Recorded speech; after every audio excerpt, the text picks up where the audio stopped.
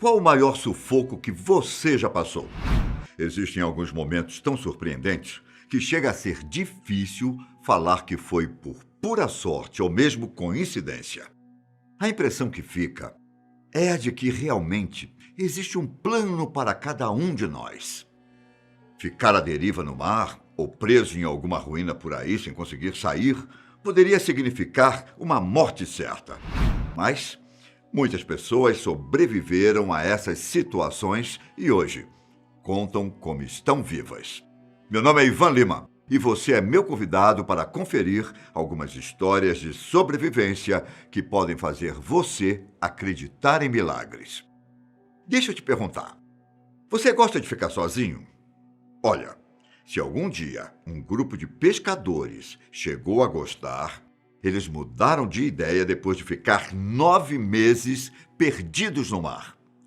Salvador Ordonhês, Jesus Eduardo Vivan, Lúcio Rendon e outros 2 companheiros se reuniram no dia 28 de outubro de 2005 para uma viagem de pesca que duraria 3 dias.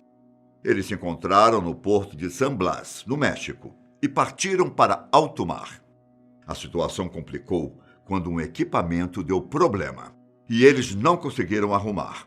Além disso, todo o combustível da embarcação acabou e eles ficaram de mãos atadas para retornar até a terra firme. Como se já não bastasse toda essa desventura, fortes correntes marítimas e intensos ventos mandaram o barco para mais longe da costa. Os suprimentos que eles tinham podiam mantê-los alimentados por apenas 4 dias. Só que, sem o resgate, eventualmente tudo acabou, inclusive a água. Depois de 3 dias sem comer e beber, os homens não aguentaram e tomaram da água salgada do mar, o que, diga-se de passagem, só os deixou mais fracos. A sorte foi que começou a chover um dia depois. Com alguns galões de combustível, eles conseguiram armazenar bastante água. Mas eles não conseguiriam sobreviver apenas com isso. A primeira comida deles para matar a fome foi carne crua de uma tartaruga. Lúcio, Salvador e Jesus encararam o cardápio, mas os outros 2 pescadores não conseguiram e acabaram morrendo de fome tempos depois.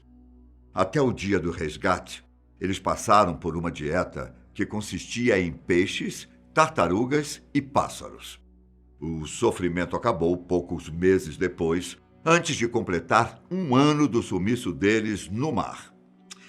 No dia 9 de agosto de 2006, um barco tailandês passou pelo local e os levou para a terra firme em segurança. Durante todo o tempo à deriva, eles percorreram mais de 8.800 quilômetros, indo parar a 300 quilômetros da costa norte da Austrália. Agora, caso você ache que o maior problema em situações extremas é o tempo que uma pessoa fica perdida, saiba que o ambiente pode aumentar os problemas consideravelmente. Em 1994, o atleta e policial italiano Mauro Prosperi participou da Marathon des Sablés, uma ultramaratona de 6 dias pelo deserto do Saara. Um percurso de 250 quilômetros em um ambiente completamente seco e árido. Com 39 anos na época, Mauro e os outros corredores foram surpreendidos com uma tempestade de areia em algum momento da corrida. Sem conseguir se guiar, o atleta acabou saindo da pista e se perdeu dos outros.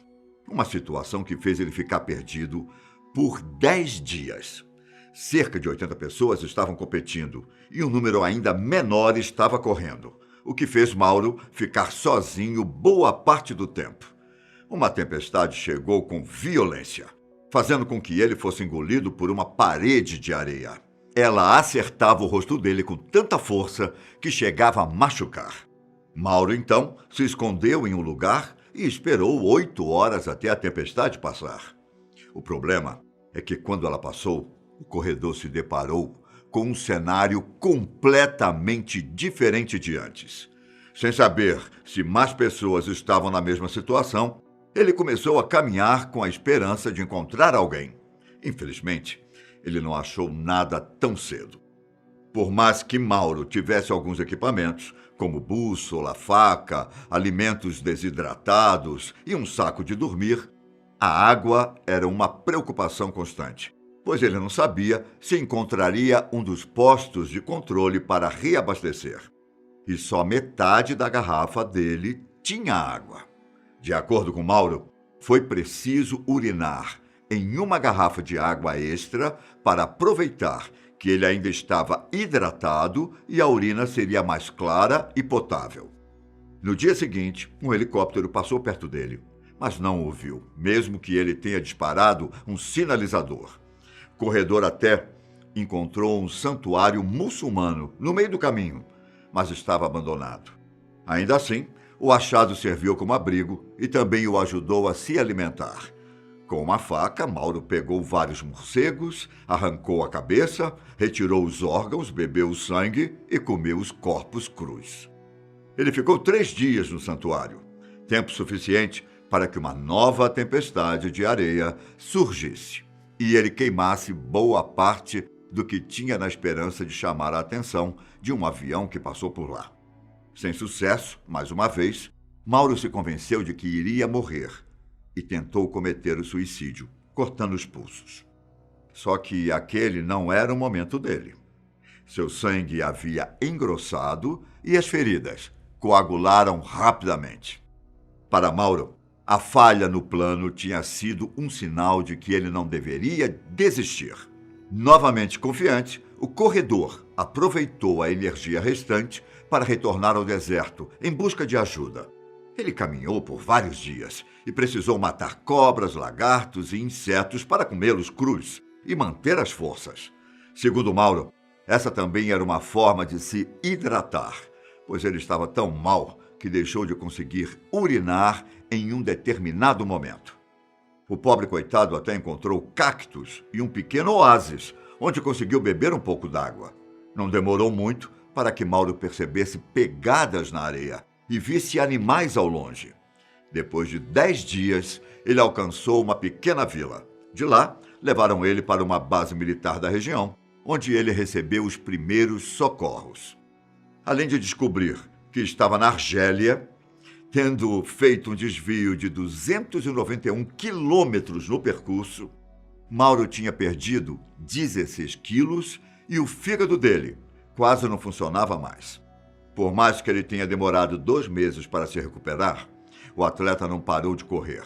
Atualmente, centenas de pessoas participam dessa maratona, tornando quase impossível a possibilidade de alguém se perder. Bom, outras vezes, a salvação vem de maneiras tão inusitadas que é muito difícil dizer que foi sorte ou mera coincidência do destino.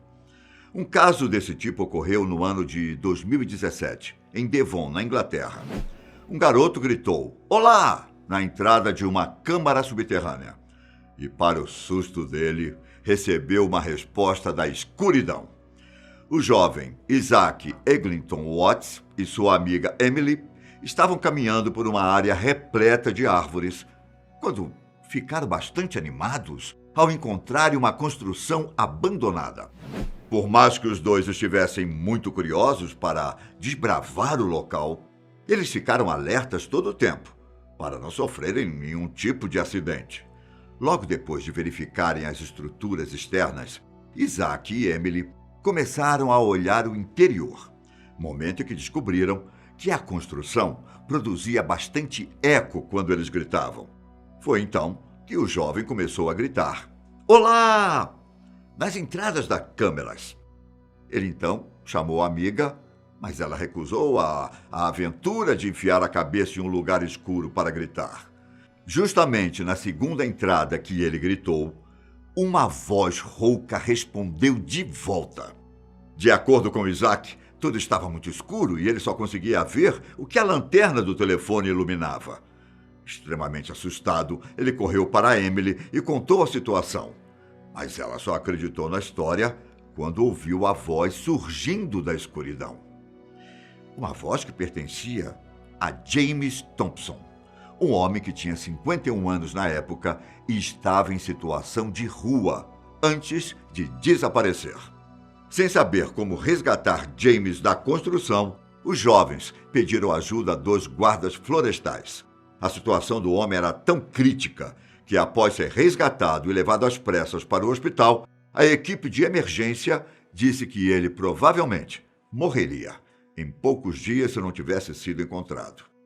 James ficou preso no local após rastejar pelo buraco em busca de abrigo e machucar o tornozelo, o que dificultou as chances dele conseguir sair por conta própria. Sem comida e doente por ter bebido água suja do subterrâneo, o homem conseguiu resistir por 1 mês até os jovens o encontrarem. James disse que passou por muitos perrengues por lá. Além de estar com dor, de vez em quando ele perdia a noção das coisas.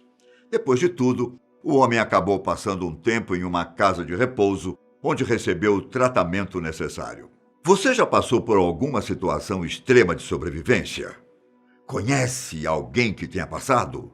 Deixe nos comentários e até a próxima. Um grande abraço. Tchau!